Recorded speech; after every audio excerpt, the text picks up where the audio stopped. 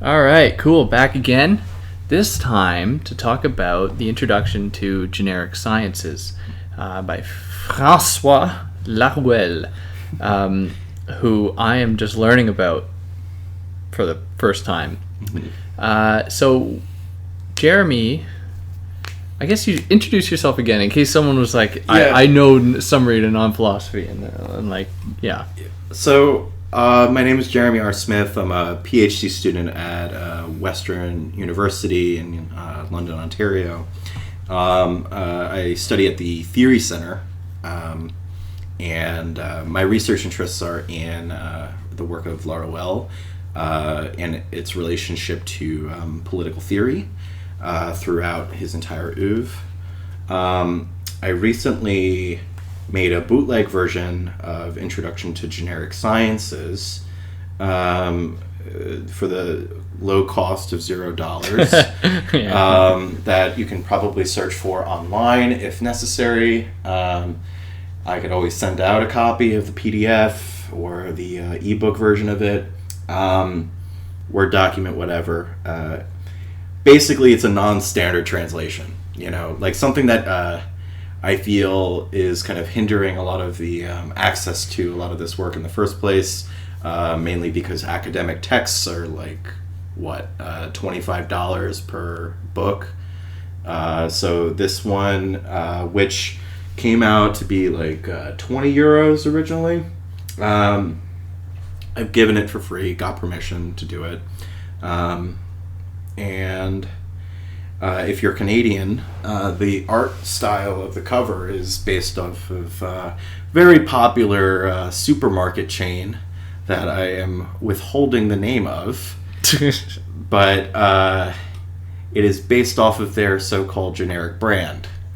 And instead of naming it, I've made it something that is without borders or no borders, on the aspect of a non-philosophe sans frontières, some sort of like envisioned goal of what is non-philosophy like in this current age. Or like, what is it from Metal Gear? Yeah, Militaires sans frontières. Right. Yeah, MSF. It's also Médecins sans Doctors frontières. Doctors Without Borders. So like the notion of without borders kind of like implies this sort of a way of transforming how we do this kind of work in the first place.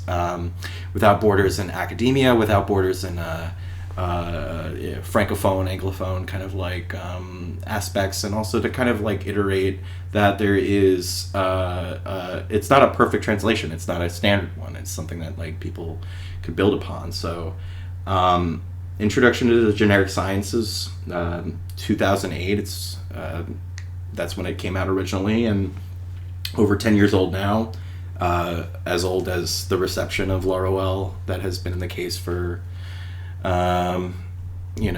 contemporary theory, speculative realism, all that kind of stuff. But not a lot of secondary readers look to kind of interpret this kind of work in a very political light, or try to emphasize this political thing. And I've been trying to work through that. I've been trying to kind of like think through a politics of invention through his work. So by making this book available and free and ebook form, and also something that could be edited, I don't think that like I own that. I don't own that. I think that if this is available and all that, we can have a discussion and move it forward, so there's a lot we can discuss for this book. It's originally 140 pages long, but I've sized it down to 46 pages or so in English, and thanks to font size, but also thanks to the amount of space that you have on a page. They're big pages. Yeah, so you have a lot to kind of parse your through, but I mean, like, even then, it is a little bit unreadable. I don't have like any classical training in ebook publishing or anything like that, so this is kind of like my first forte in that. So we have a lot to discuss as far as things go. So Yeah, so let's hop right into it. And quite simply, what is a generic science? And if you have to start by saying you're defining what a science is, that's fine. Or what a generic is, that's fine. So, generic, on the very first page of this book, he calls it a type of sufficiently neutral sciences or cognitions or knowledges that are deprived of particularity. So something that like has a limited scope, deprived of its kind of like power in the first place. Something that is like later on he would remark as being marked down or unbranded. Something that has kind of lost its proper name on the one hand.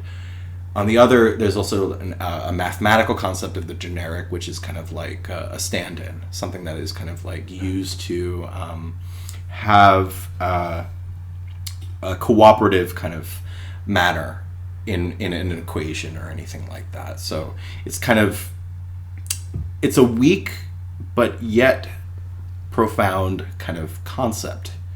A generic science, though, are things that are completely removed of this sort of sufficiency and spontaneity of science in the first place. So science has both its like empirical, positive, and spontaneous kind of conception of itself, like microscopes and all these other things, you know, Sure. Flasks and chemicals. But there's also like the scientific method, and a lot of methods have been utilized throughout the history of science, paradigm shifts and everything like that, changes in norms and normalizations of how one does a method in the first place. This is Kuhn. And a lot of it is meant to be, in a generic science, to be something of a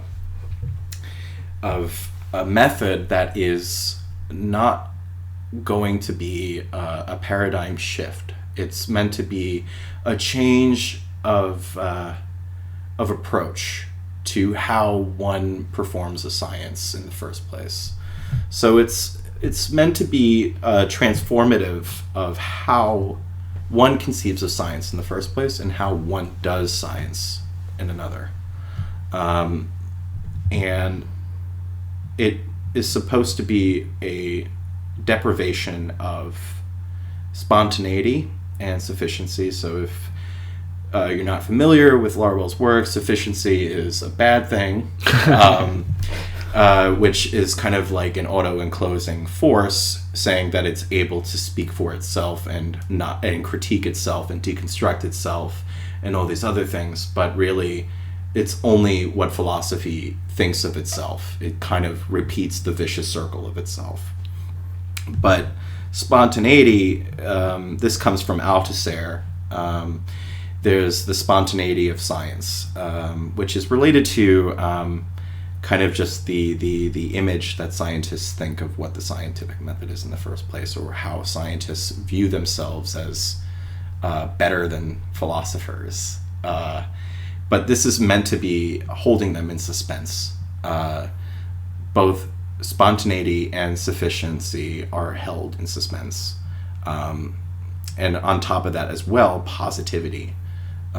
So things like experimentation are at the forefront of this. And generic sciences for Laruelle is meant to be this sort of experiment within both philosophy and science, specifically with epistemology and different types of knowledges in the first place. Right.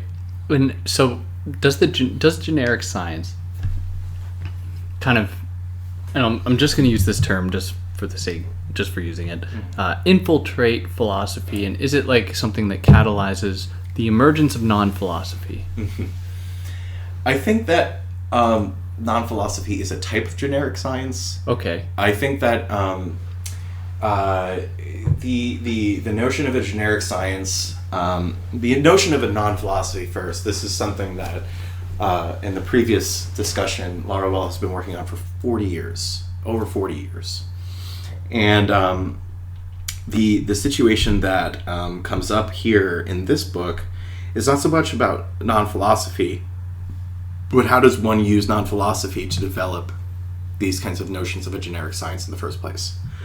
Non-philosophy being one of these kinds of things.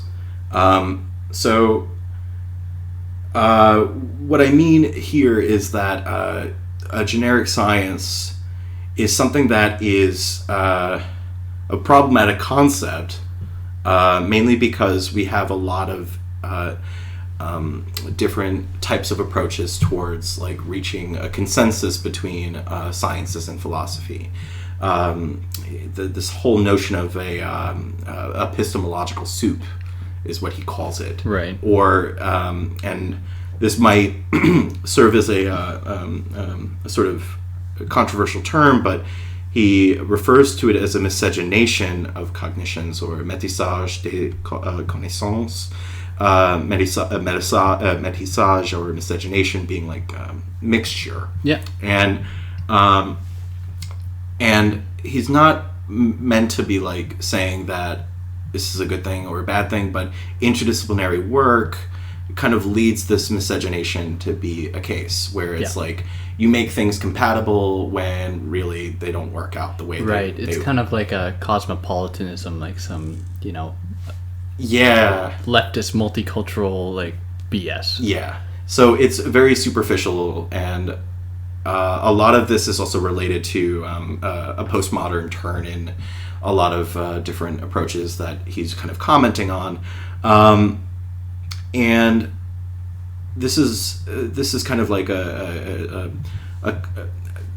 new problem for Laruelle, where it's like we want for more work to be done between these different regions, but really what ends up being the case is a lot of this naive, spontaneous attempts to make things work when they don't, and we have to observe how they could work. Okay.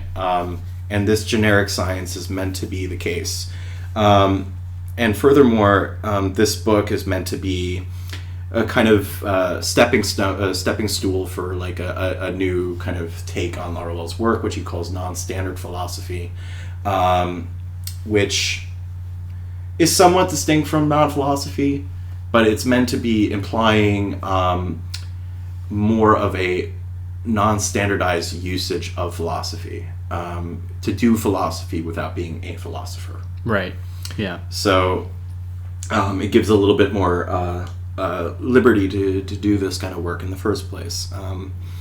But generic sciences are, in essence, two different types of things. One is meant to be the removal of it as a predicate, but rather as a constant, something that is within all these different types of disciplines in the first place.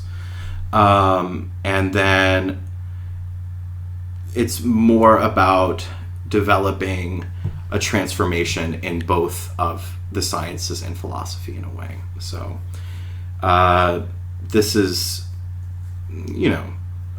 not out of the blue for Laruelle. This is kind of like normal for him. Mm-hmm. But I think the new thing that comes to play here is a lot of the notions that he would become more noted for nowadays, which is like quantum physics and the notion of the generic and all these other things that put him side by side with a thinker like Alain Badiou.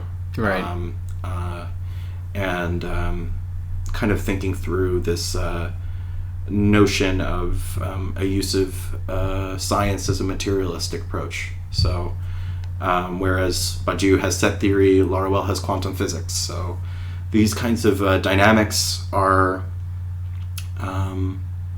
all the more very interesting to kind of think through the relationships between science and philosophy in this way. So generic and genericization and all these other things make a way forward to remove the sort of proper names and sort of ways of thinking that kind of limit how one does the work that we have at hand. Yeah. So that's what a generic science is. So how does it oppose, or how does it make manifest or present to us the opposition between ideal of science versus ideal science. Mm-hmm. That is a distinction that he draws. So this is very early on in the introduction. And to provide a context to this, I'm going to quote from that based off of my translation. He says, generic signifies, if not whatever or ordinary, at least sufficiently neutral as a discipline, neutral and general in the exact limits of the generic, to integrate the ideal of science and ideal of philosophy. The ideal? Obviously, it is a question of the ideal of science opposed to the so-called ideal sciences, as is the case with some positive sciences. As to the ideal of philosophy, a formula which exists in reality, even less so than the previous one, is a question avoiding the philosophical systems, such systems like the so-called ideal philosophy, and to serve sciences as whatever tools of philosophy sample from the different systems of thought.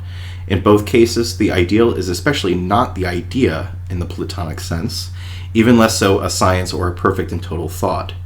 It is even better to think of it in terms of the Freudian distinction of the ego ideal and the ideal ego.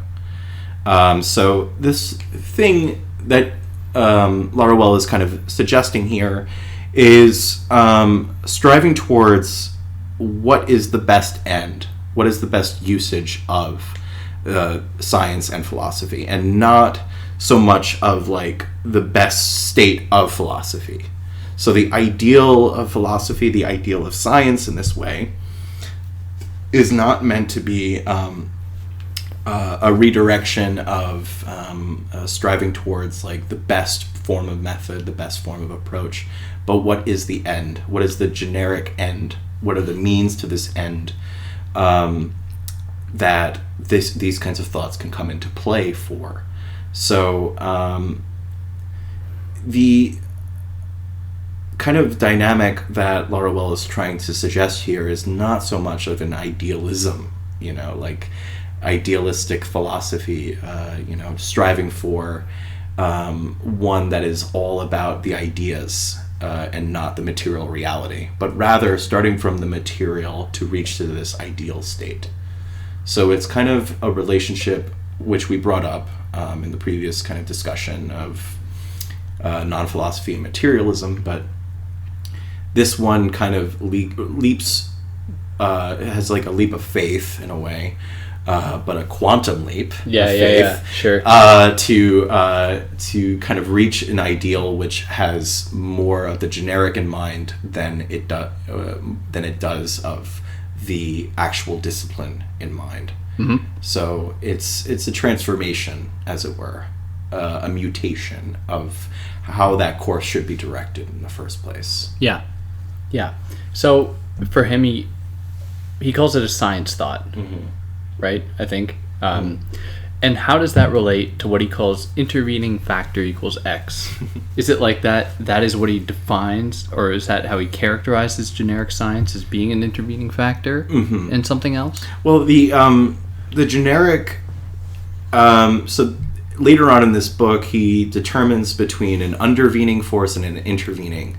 So an undervening, or like intervening in a way that like is constant, as opposed to like a predicate. So Sure. The generic obviously has been treated in terms of like a predicate, so it's been used as like an additive kind of concept to add to in front of a noun or anything like that, Mm-hmm. as opposed to something that constantly appears throughout all these different kinds of usages in the first place. So in intervening equals X, intervening force equals X. Factor. Yeah. So this is kind of like what kind of appears or makes itself manifest throughout these kinds of different iterations of thought. In the previous kind of discussion, we were talking about like algorithms a little bit, but or the Turing machine. So it's picking up this sort of elements of where does this appear? Where does this like kind of manifest itself? Where does it actually take part? And it's a sort of a way in which the generic is actually more active than passive than a lot of people think to be applying it to. and that it plays into a relationship with Marxism. It plays into a relationship with mathematics and sciences and everything like that, which Badiou has observed at great length in the Manifesto for Philosophy. But the difference here is that a science thought is not so much one that is kind of geared towards set theory. He remarks in the first chapter of this book, he says, like, you know, philosopher like Badiou, he relies on the text of set theory when there's like thousands and thousands of different types of sciences, like results that come out every year. Yeah. So it's like, I get the jab there. You know, set theory is a thing, has been like a century old, a little bit over a century old kind of factor, but it's old. It's not caught up to date. And it shows that like this sort of like catching up to date and like making sure that thought is caught up to date to kind of move past the sorts of boundaries that have been put in place in the first place. So a lot of this is seeking to transform, you know, like make a new way for what we could do for thought in the first place. So as an intervening force, the generic is kind of like a neutral component that kind of infiltrates, that is already in there. You know, it's immanent, it's radically immanent, but it's not constitutive of the thing that it's being described into. Yeah. So it's something that like relates to a lot of the principles that non-philosophy has kind of sought to in the first place. How does one think radical immanence? How does one think the one? Right. All these kinds of things in the first place. So there's a lot of that here. And I think that propels us pretty well into the first chapter, titled for philosophical research. What is it? On philosophical research? Towards philosophical research. Towards philosophical research. Yeah. Thinking about the kind of opposition that's been kind of classically thought about science and philosophy. These two things are separate. Or when they're brought together in a kind of simple way, like what I will maybe naively say of the analytic tradition, using like science or mathematics or something to try to justify like logical theorems or some crap like that.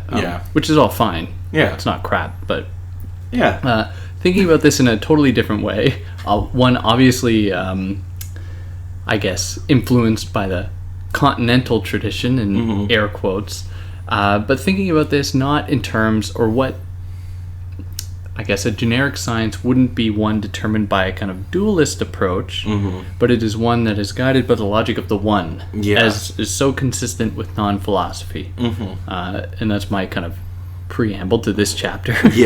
Before getting into world research and whatever the hell that means. So on and so forth.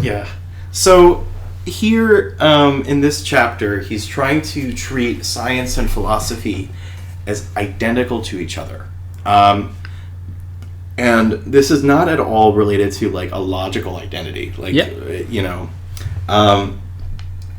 it's rather related to the notion of an identity that is held in suspense, equalization, and through the notion of a unilateral duality that kind of comes into play here. So in the previous kind of conversation we've had, unilateral duality is based off of a unilateral causality, which is irreversible. It is not of the four forms, four types of causes that Aristotle kind of comes up with.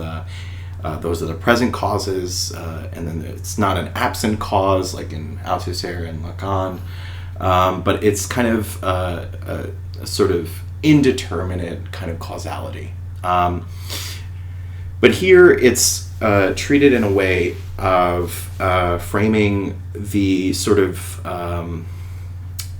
understanding of how science is always determined by philosophy, and philosophy is always seen as this capital of thought when it comes to whether or not this is a French thing in general, like, or a rather cultural kind of like phenomenon, wherein people are reliant on the philosophical tradition to develop their scientific principles in the first place. So Laruelle will remark that it's research, he says, seems an eminently philosophical concept ever since Platonic questioning and metaphysics has sought science, and citing Aristotle in that way. So it's meant to be a transition in research. Previously, in the other discussion, we said that it's not philosophy as rigorous science, but science as rigorous philosophy, so that there's a sort of mimetic, doubling, cloning of what one does and why non-philosophy looks like philosophy, or why does it look like this and not that, and so on and so forth. So there's a kind of questioning that comes into play with the notion of a research model and a research method and all these other things that kind of play into that for this dynamic between science and philosophy. Not to treat them as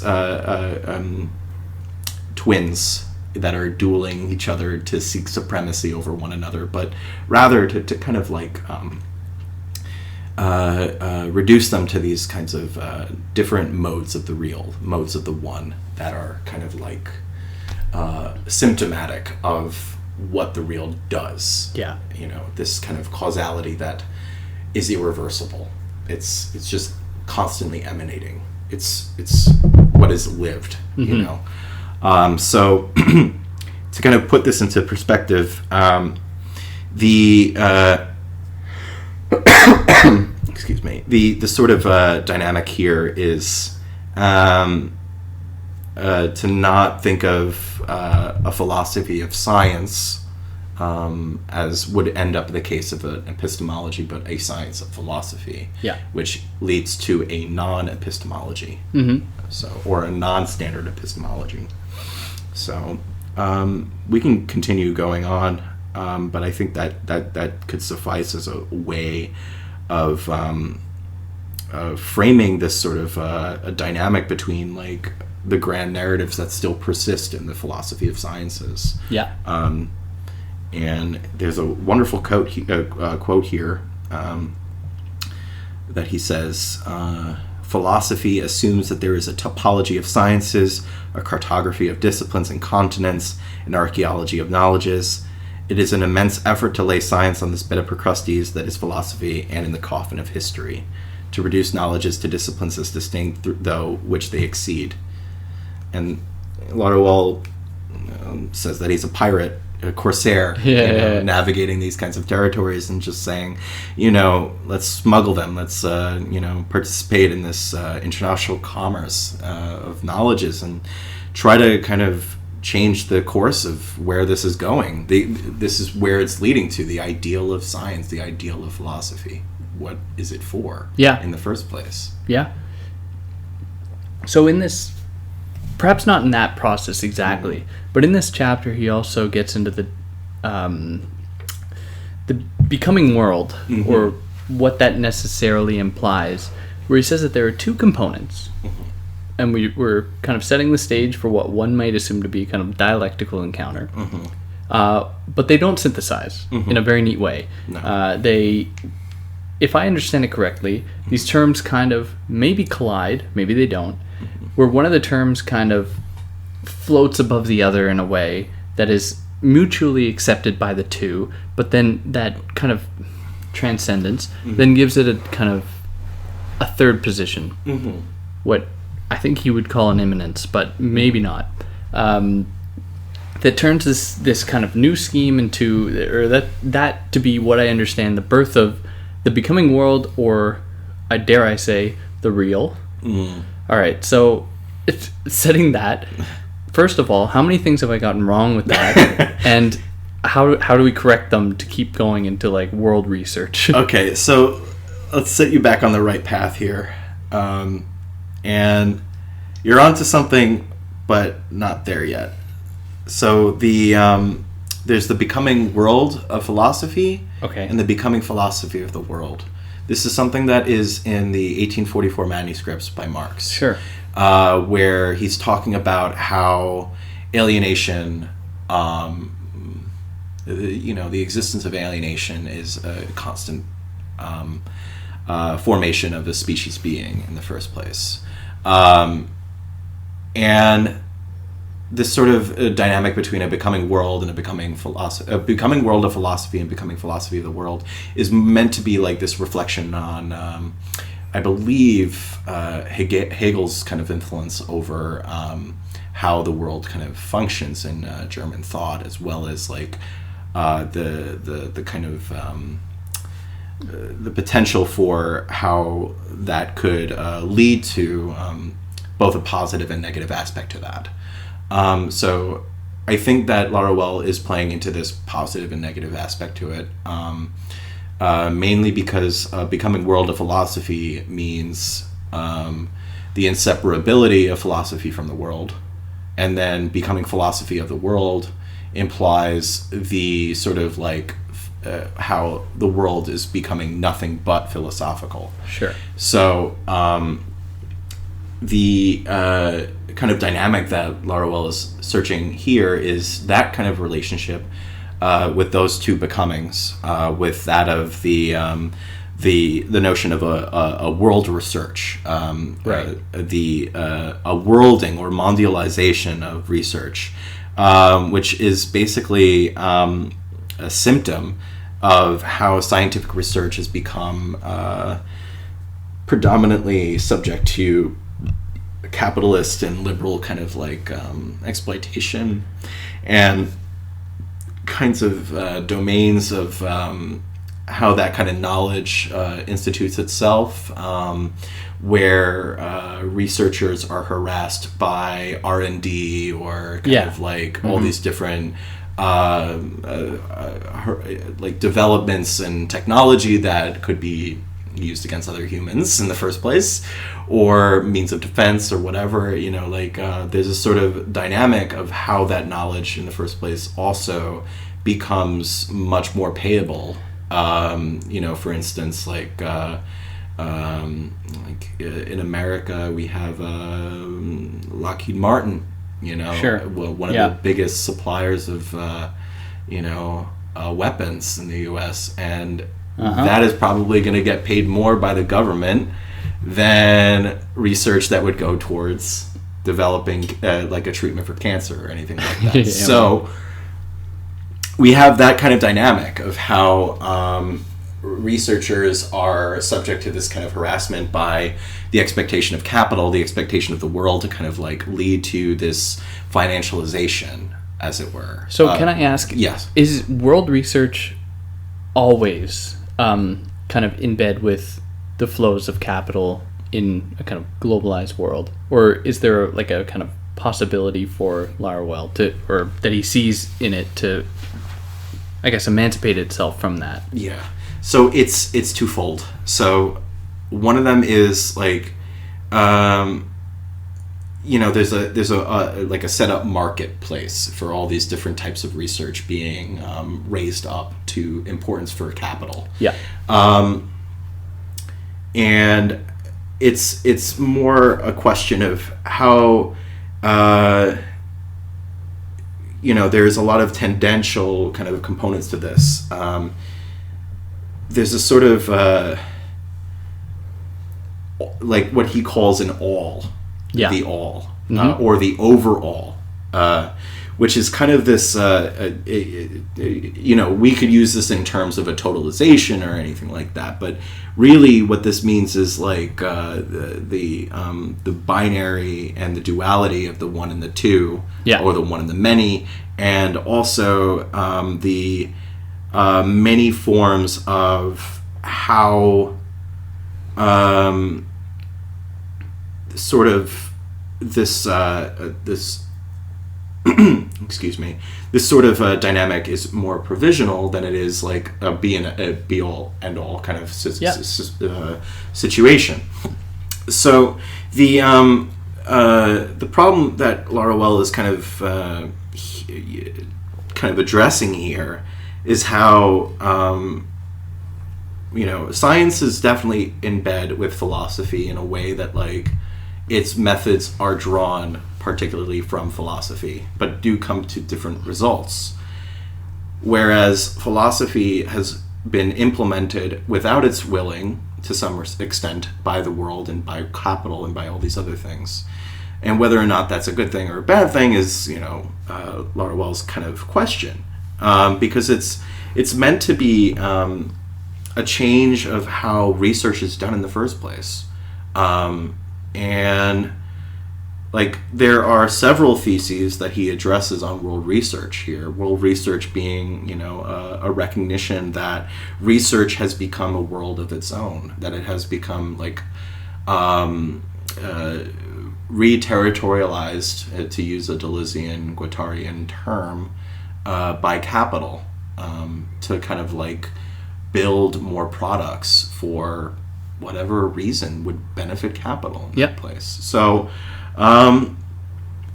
it's a way of developing a new form of research from these kinds of approaches.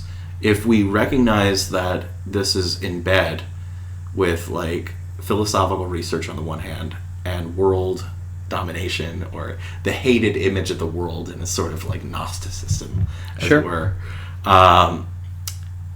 this sort of how does one save the world from the world itself is what the forte is for this, and that's something that Laruelle picks up throughout his work, and he says that this is nothing different from science fiction. How does one save humanity from itself? So this is kind of a way of thinking that practically, and not so much theoretically in a way. So how does because the idea of sufficiency plays a big part in that, especially when you have the idea presented where it's almost like research for research's sake, or research for capital's sake, or research for growth's sake. I feel like we have entered here, or what becomes entered is that idea of sufficiency that he is so cautious of, or so suspicious of, where he gives us this idea that we must, in a sense, sterilize the sufficiency from research, like to try and make science great again. Well, I couldn't resist. I couldn't. Well, as an American, I think that this is not what he had in mind. No. It's not a matter of making science great again. I know that's something he couldn't resist. Or could I frame it in another way? Has science ever been the way that he thinks it could be? Or is it still on the horizon? I think so. I don't think that science has ever had a telos. I think that a lot of this is kind of like, he rejects having a telos in the first place, and I think that like making sure that we have a destiny, an end to things, is not necessarily what he has in mind, but it's like the ideal to return to that kind of moment for a second. He is looking to remove the sort of the sufficiency and the over-totalization of that kind of thought in the first place, and how it kind of plays into delocalization and everything like that, like a removal of a globalizing force of how knowledge has kind of come into play. And so this is kind of like a new political economy that a lot of people have addressed in their own work nowadays.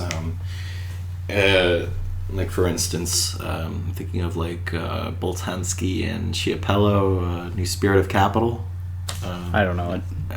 It's a way of like framing how neoliberalism function. It's like it's an analysis from sociologists that kind of look at that a little bit more in depth.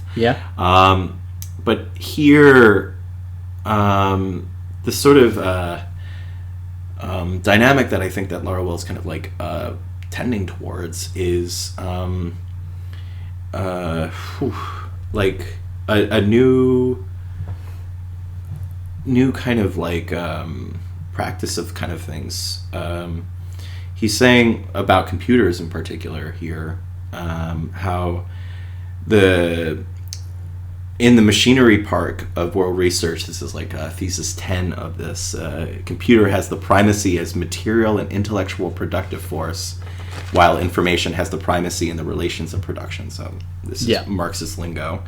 The computer has displaced philosophical functions which are not immediately recognizable. It is endowed with a power of synthesis, connection, and communication, interface and exchange, properly philosophical, worldifying. And he remarks that Hegel is dead but replaced by the calculator. So it's kind of like, this sort of technological advancements that a lot of thought has not caught up to in the first place. And it's kind of alienating, like if you're not able to catch up with the technology that's being produced, what kind of thought could be not competing with that, but working cooperatively with that in a way. It reminds me of the concept that he introduced a long time ago, in contrast with the dialectical materialism, that he called machinic materialism. And this is something that's from his early writings in 1978, where he's talking about how thought must catch up to the pace of how all these thoughts are moving at an accelerated pace. Yeah. And if we are not able to catch up to that, we have to either cut it off before it goes further, or build up new fortifications by these types of new things in the first place. Yeah. And that's what I think he's trying to do, to recognize that there is an alternative when we were told that there is none. Yeah. So I don't know if that really answers your question. No, I think it does. Yeah. It gets to the heart of it, because when we try to imagine something like a science thought, mm-hmm. or a kind of mix of science and philosophy that isn't appropriative of one appropriating the other, mm-hmm. I think that the best way that we can frame it is, I think in a sense, the way you just did. Mm-hmm. It's always something that it's coming. Mm-hmm. It's coming, or as you are imagining this as far as your own research goes, politics of invention, mm-hmm. something that, we have to, in a sense, get a little creative about. Yeah. Perhaps even a little bit wacky to get there. Mm-hmm. So I think in that way, we have to be content with not getting a straight answer, because mm-hmm. we're not going to find, I can't say for sure, but I don't think we're going to find an answer in Laruelle. He's giving us the tools to build the house. He doesn't give us a house, mm-hmm. so to speak, or a bungalow. Yeah, a bungalow. So who is this person? And what I mean by that is, who is the generic subject of science? Are they like the stranger mm-hmm. that we get in the other text, the summary of non-philosophy, the person that exists on the margins, perhaps even outside the margins, to maybe reveal the limits to the supposed totalizing knowledge, or the self-belief of totalization that mm-hmm. philosophy or science kind of embodies, mm-hmm. to show that, in fact, there's a lot that exists outside of your own domain. Mm-hmm. You can't account for everything. Is that what this generic subject of science is doing? Well, the thing is, there's a lot of distinctions that he brings up in this book. There's the generic subject, or the generic human. There's man in person, and then there's also the stranger subject, and the subject and the in-person are distinct. Yeah. So it suffices to say that there's a sort of distinction between the in-person and the subject that I guess I can address here, and this kind of plays into a unilateral duality again. So the thing is, he says that there is, in essence, an existence, but philosophy is existence and science is the essence. But these terms are also lost of their philosophical kind of connotation in the first place. And I think it has something to do with how existence is, in the world, appearance, all these things that are manifest already, whereas essence is kind of this mystical kind of voidy, unintelligible, unsignifying, unable to be like perceived kind of thing. Yeah. So science in this way plays not so much like a primacy or anything like that, but it is the thing that is sort of the way in which he says is how theory should operate. So the relations between science and philosophy are overdetermined by science at this way. Like it's a new form of overdetermination of how thought gets operated for him, as opposed to philosophy being the overdetermination or contradiction and overdetermination, all these different types of overdeterminations that render how thought should be directed in the first place. So the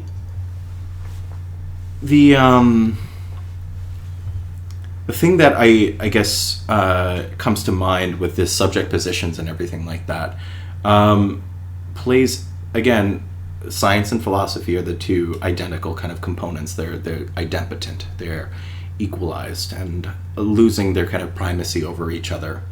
So the in-person is kind of the immediacy that not every philosophy wants to admit they can't catch.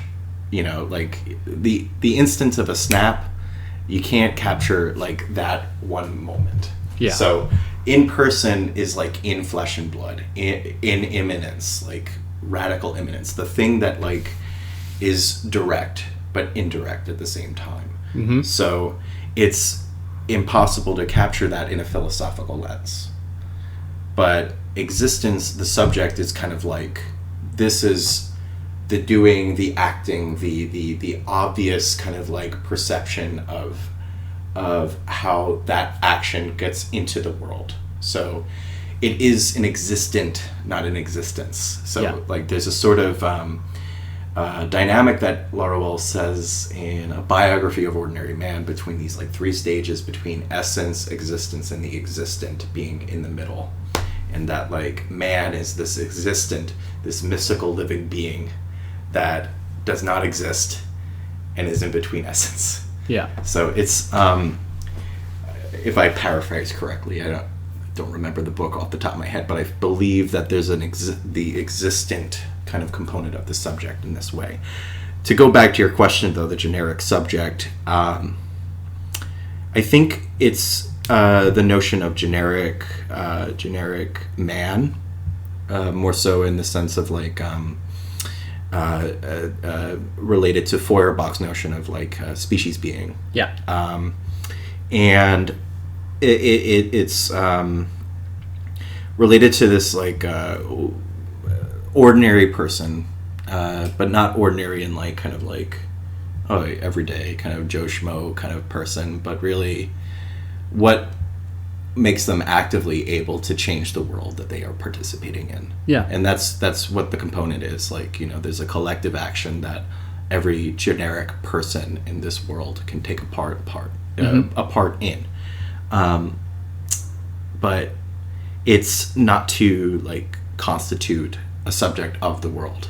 Like, so it is a bracketed subject, as it were. Like somebody that's like in between, or holds the power of suspending their own sufficiency, the power to remove the sort of hatred that the world has castigated on them, like the harassment and everything like that comes with that territory, exploitation and everything like that. Yeah. So, are we all capable of that? I have no answer. I think, you know, like I think that when it comes to it, we can recognize the power that a lot of us have for inventing new ways of being, new ways of thinking, and everything like that. So the generic subject is kind of that person. Yeah. And I think that propels us then into the second chapter, because that we're going to deal more with this idea of the stranger here, but also this subject. The second chapter being the generic as predicate and constant. A friend of mine, Taylor Adkins, originally translated this chapter and a couple of other chapters from this book in the speculative turn that edited volume with like Levi Bryant, Nick Chernyshek, and Graham Harmon, I think. But it was like there were a few things that I picked up on that translation that I kind of addressed in this one. There's a lot of differences between mine and Taylor's, and I think that this is also a question of whether or not we want to lump Laruelle into this kind of category of speculative realism, you know. So this chapter, chapter 2, generic as predicate and constant. It's a very long chapter. I think it's the longest chapter in the whole entire book. I think so. Yeah. And it kind of recognizes the sort of tradition, and I'm putting that in scare quotes, of non-philosophy from Feuerbach onwards. You know, he recognizes that there's a sort of a symptom that is throughout this sort of dynamic. The symptom being the generic. Like, what are the symptomatic effects of the generic throughout these things? So there are several different kinds of approaches that are here in this chapter, but I'd like to hear what you want to like ask for this. Well, okay. First of all, he says that the non-philosophy, I guess in this way, related to the generic sciences, is for him much more oriented toward a kind of Marxist or minoritarian effort against what he calls systematic reason. And is that fair to you? A fair characterization? Yeah, that's a fair characterization. So, in that way, he wants to try, if I understand it correctly, he wants generic sciences not to be, belong to some kind of like fairy dust, transcendent plane, but to actually be kind of wedded to the societal, maybe epistemic factors that it bears witness to, or that it kind of is located within. Yeah, I don't know. Is that fair? So those are the two sources. We spoke about a little bit of the first one, which was like, Feuerbach and onward. Feuerbach being one of the first thinkers to conceive of non-philosophy in a different way, though. Okay. But like obviously matured and differentiated by Laruelle. Because he's not overly satisfied, if I understand correctly, with Feuerbach's kind of characterization of man or person. Yeah, there's a sort of religious and humanist kind of approach to the notion of man here, or naturalist reversal of Hegel is what he's calling it. So it's not so much of a humanist approach in Laruelle. I think that when we conceive of humanism as more of a philosophy, over time, and it's a very racially coded kind of like language in the first place, very culturally based humanism, and this is something that also he shares with like a conviction with Althusser on like a critique of Marx and the way that Marx had a break, as it were, even though Laruelle would disagree with this break. But there's the humanist Marx, and then there's the very anti-humanist Marx. Right. The manuscripts and then whatever comes after. Yeah. But that break is kind of superficial, I think. Then the second source, as you noted, is societal and epistemological,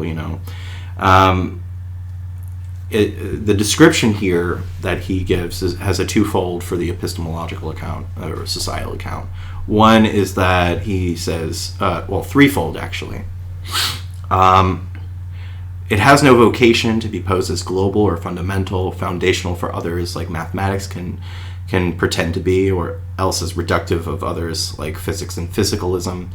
The second being that it's valid for the domain of singular specific objects for which it has been elaborated.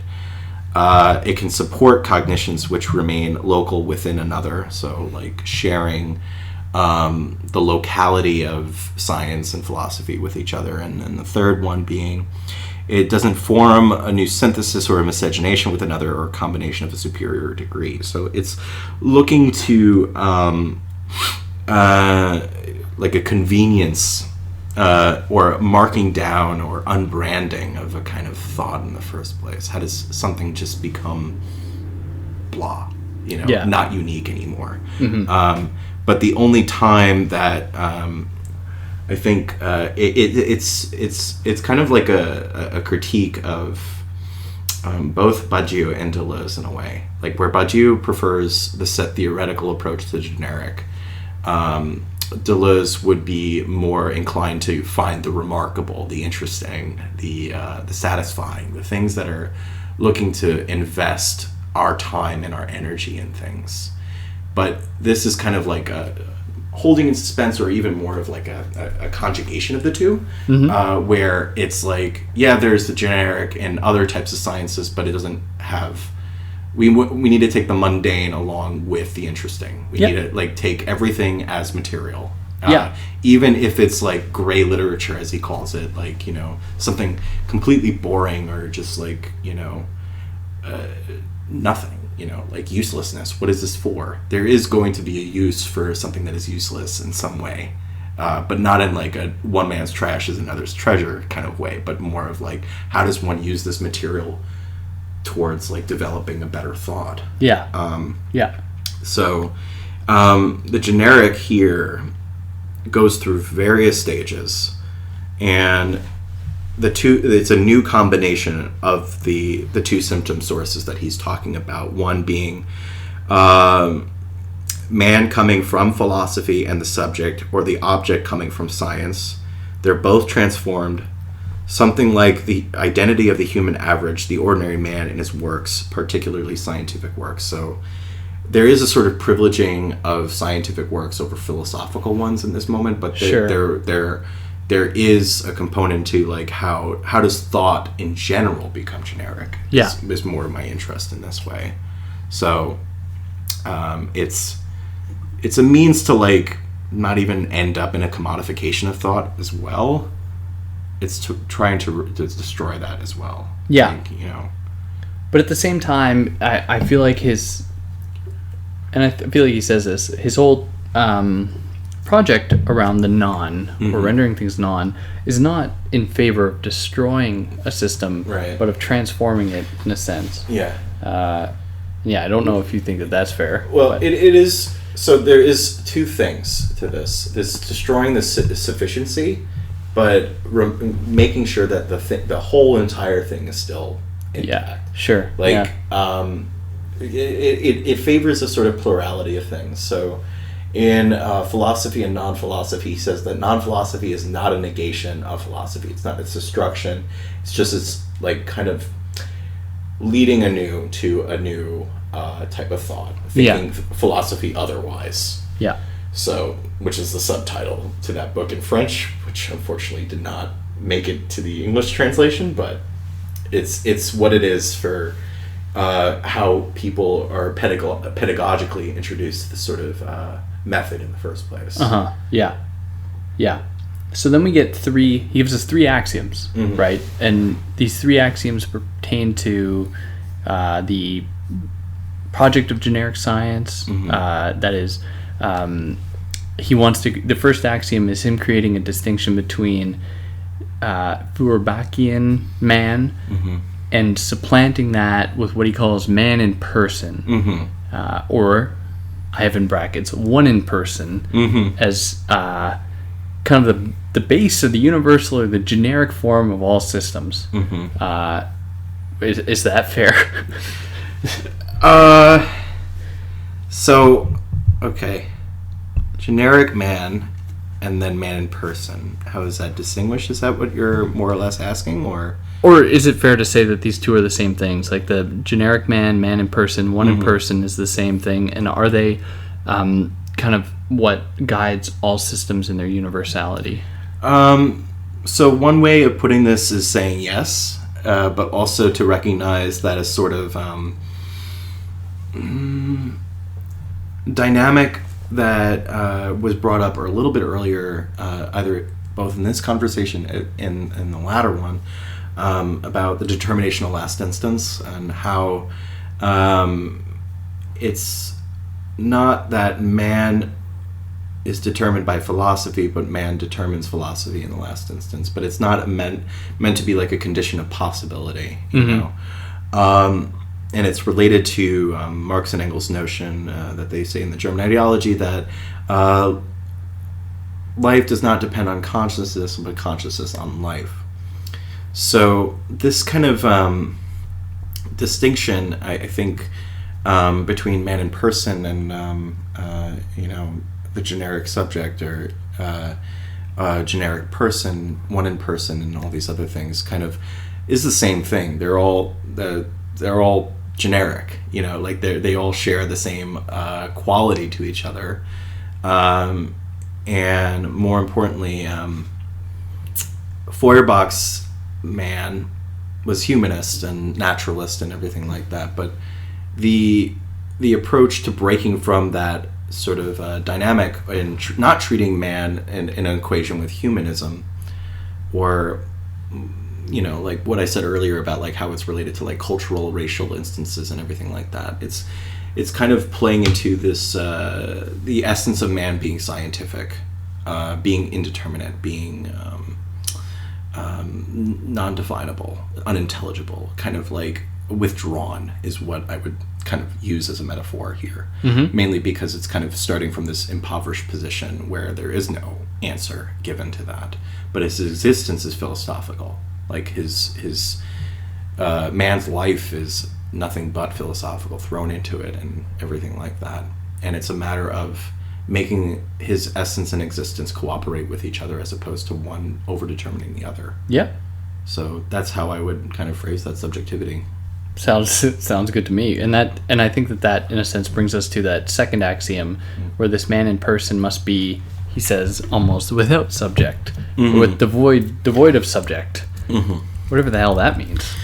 Well, so without subject, that's a very good question. So I think that this is the section on idempotent addition, sterile lived experience, and unilaterality, right? I believe so. Yeah. So the thing is, without subject, this is... so the second axiom rightly poses this operation without substance, which is also without subject. Hegel famously treated the subject as substance. Sure. And substance is distinct from subject in terms of Aristotelian kind of like approaches, right? So the it must be without substance and without subject in a way. So how does one get to this in person, which is the essence of man? Yeah. The scientific, this indeterminate kind of aspect of things. It has to be without a subject, without a substance. It has to be this kind of like de-philosophizing, de-growing, de-potentializing the philosophical ways of interpreting how that essence is drawn into the light. Yeah. So that's the second axiom as far as I understand it, at least. So that makes sense to me. Okay. I think so. And then how does the third axiom figure in? At least that's how I have it written here. It is the generic is the product of man in person, not philosophical authority. Philosophical authority, I assume, being the absolute thing he's writing against. Yeah. That kind of positive science crap. Yeah. Spontaneity and sufficiency and all this other things. So, so the thing is, the generic is constant for all the knowledges which are determined in the last instance by man. So this is a return to kind of like the last instance notion that we kind of discussed earlier. And the thing is, it's a matter of thinking about idempotent immanence, without distance or without mediation. It's also directed as a unifacial object or a uniject, is what he calls it. Sure. So unifaciality being like just one-sided, kind of like on a die or whatever, but thrown into the world, but all sharing the same kind of sides, as it were. Yeah. And the idempotence that he tries to say is kind of like a logical idempotence. Idempotence being how they're all equal power, which we discussed in the previous session.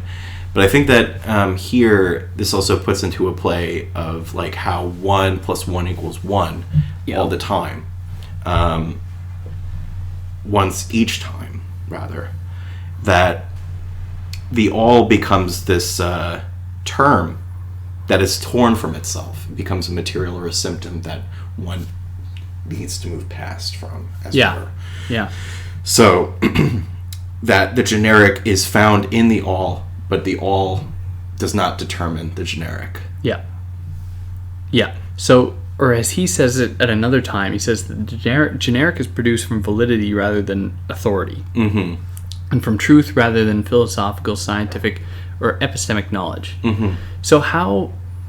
Because, look, I'm wearing a shirt that has Foucault on it. You know, my Foucault bells are ringing like, okay, what does that look like? How do you get outside of that authoritative type, power knowledge thing? Yeah, so that's a fun kind of question. Power knowledge.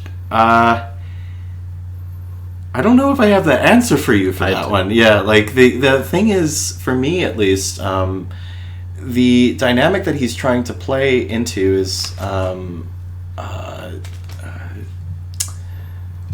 what is the line again that you just said? I'm sorry. It is produced from validity rather than authority. Validity from rather truth rather than philosophical, scientific, or epistemic knowledge. Okay, so this is where the true without truth comes into play. This is where it is. Okay, so philosophy and science have their own notions of truth. Yeah. And the truth kind of holds this sort of power over how things are interpreted, calculated, and sought to, rather than validity, which is true, or certainty.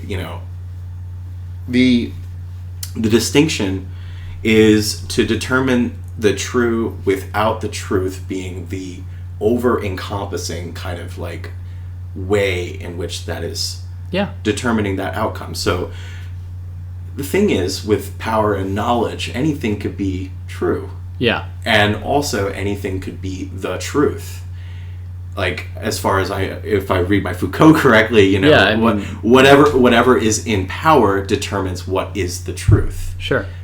So it's not so much about what is truthful, or like if we're looking at a post-truth world right now, for instance, that's also a symptom of power. Mm-hmm. Not so much a symptom of what is true in the world. We have to determine what is true for us before the truth is determined. Right. I think this is what Laruelle is kind of arguing in the first place. And this is also like a notion of the priority, like things that are prior to this kind of philosophical determination. Mm-hmm. So if we think of what is true before what is truth, this kind of plays into a way of preventing us from like reaching these kinds of conclusions that limit and also have a cap on who gets to say what in the first place. Yeah. And also to kind of play into the notions of de facto and de jure, like transform those kinds of ways of understanding fact and legality of the law by right and everything like that. So there's a lot to that kind of transforms this dynamic that I think Foucault was right in a very empirical way through a historical lens, but this is meant to be without history, without kind of like the empirical being the determining factor in that way. That makes sense to me. Because how I was reading it personally, this idea of truth without truth is a truth that isn't burdened by the kind of shackles of, higher, scientific reason or something as it's often like associated with. Kind of implying that truth can have so many other possibilities. And this isn't just like necessarily suggest some kind of like basic relativism or crap like that, but just like the way that truth in the terms of maybe affect or something, extends much further than the traditional powerhouses, and I use that term kind of funnily, how they normally determine what truth can look like. And I don't know, this is how I understood it. Yeah. Just for the sake of making it easy to understand, I was like, oh yeah, I'll just accept that definition. Yeah, and if you bring it back to like world research, even in that way, like how R&D and like all these different types of advancements in technology are used in the first place, and how their relationships with capital and government are kind of in play. Yeah. You know? Yeah. So I would say you're not far off from like a powerhouse kind of metaphor right there. Yeah. It's kind of the truth. Yeah. Not to make a further pun right there. Yeah. All right, yeah. Good point. So that'll wrap up the first half for us here at the end of chapter 2. And for the next one, we'll go into chapter 3, 4, and 5 to round this off. So for those that listen this far, stay tuned, because the next one is coming. I'm going to upload all these at the same time, just so no one's left in suspense. But yeah, for those that listened, you know to leave a comment. Do whatever you like. If we got anything wrong, tell us. Any points of clarification, we want to know, because that's what we're doing this. We want to learn. Yeah. But yeah, on that note, anything else? You got anything? No? No. Cool. All right. See you next time.